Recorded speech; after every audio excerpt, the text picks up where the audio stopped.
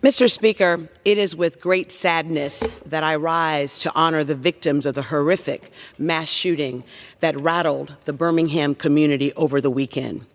On Saturday night, just after 11 p.m., 21 people were shot in Birmingham's 5 Points South Entertainment District. 4 of them tragically lost their lives. Let me be clear.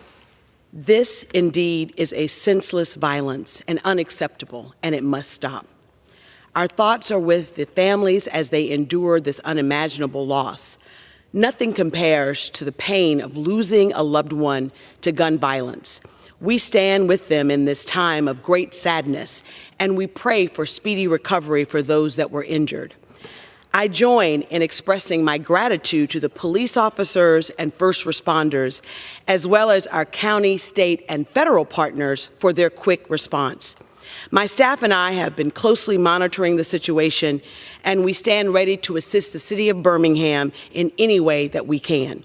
While this horrific tragedy has focused the eyes of the nation on Birmingham, Alabama, the surge of gun violence is a reality that far too many of my constituents endure every day.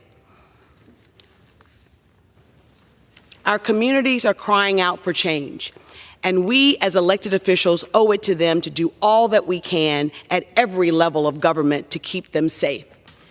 Again, I want to be clear. This senseless violence is unacceptable, and it must stop. That means bringing more resources to community organizations fighting to break the cycle of violence. It means teaching our children about alternatives to gun violence. And yes, it means passing common sense measures to keep weapons off the streets of America. Mr. Speaker, our thoughts and prayers are important. They are needed. But they will not bring back the lives of those lost to gun violence, nor will they prevent such tragedies from happening again.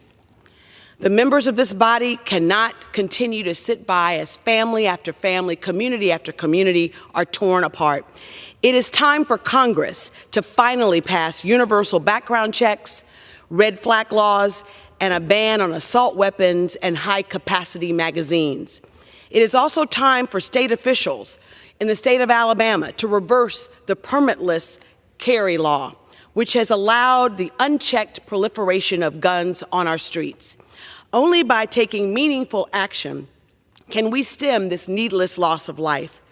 I ask my colleagues to keep the entire Birmingham community in your prayers, and I hope that we can come together and turn this pain into purpose and do something about it. Thanks, and I yield back.